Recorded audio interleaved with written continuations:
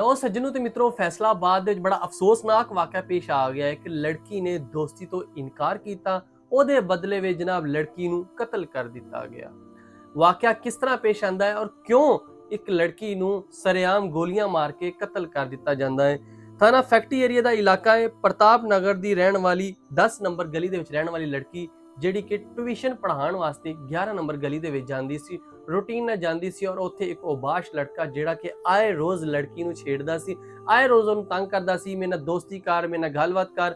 ਲੇਕਿਨ ਲੜਕੀ ਅੱਗੋਂ ਬਦਤਮੀਜ਼ੀ ਨਾਲ ਉਹਨੂੰ ਬੋਲਦੀ ਸੀਗੀ। ਲੜਕੀ ਮਤਲਬ ਜ਼ਾਰੀ ਬਾਤ ਆਪਣੀ ਇੱਜ਼ਤ ਬਚਾਉਣ ਦੀ ਖਾਤਰ ਆਪਣੇ ਰਾਹ ਚੁੱਪ ਕਰਕੇ ਚਲੇ ਜਾਂਦੀ ਸੀ। ਲੇਕਿਨ ਲੜਕੀ ਨੇ ਹੁਣ ਉਹਨੂੰ ਕੁਝ ਬੋਲਿਆ, ਉਹਨੂੰ ਗਾਲੀ ਵਗੈਰਾ ਦਿੱਤੀ ਕਿ ਤੂੰ ਕਿਉਂ ਮੈਨੂੰ ਛੇੜਦਾ ਵਾ, ਤੂੰ ਕੌਣ ਹੁੰਦਾ ਮੈਨੂੰ ਛੇੜਨ ਵਾਲਾ। ਖੈਰ ਲੜਕੇ ਨੂੰ ਗੁੱਸਾ ਚੜਿਆ। ਲੜਕੇ ਨੇ ਕਿਹਾ ਤੂੰ ਮੈਨੂੰ ਗਲੀ ਦੇ ਵਿੱਚ ਮੇਰੀ ਬੇਇੱਜ਼ਤੀ ਕੀਤੀ ਆ।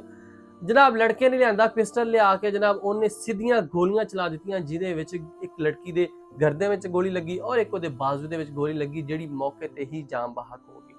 ਵਾਕਿਆ ਬਹੁਤ ਹੀ ਅਫਸੋਸਨਾਕ ਹੈ ਔਰ ਲੜਕਾ ਉੱਥੋਂ ਮੌਕੇ ਤੋਂ ਫਰਾਰ ਹੋ ਗਿਆ। ਹੁਣ ਖੈਰ ਕਾਨੂੰਨੀ ਕਾਰਵਾਈ ਕੀਤੀ ਜਾਏਗੀ, FIR ਦਰਜ ਹੋ ਜਾਏਗੀ। FIR ਦਰਜ ਤੋਂ ਬਾਅਦ ਉਹ ਜਲਦੀ ਉਹ ਬੰਦਾ ਫੜਿਆ ਜਾਏਗਾ ਔਰ ਇਹੋ ਜਿਹੇ ਜਿਹੜੇ ਦਰਿੰਦਾ ਸਿਫਤ ਇਨਸਾਨ ਹੈ ਨਾ, ਇਹਨਾਂ ਨੂੰ ਜਨਾਬ ਸਖਤ ਤੋਂ ਸਖਤ ਸਜ਼ਾ ਦੇਣੀ ਚਾਹੀਦੀ ਹੈ ਤਾਂ ਕਿ दोबारा तो कोई ऐसा वाकया रोनमा ना हो सके।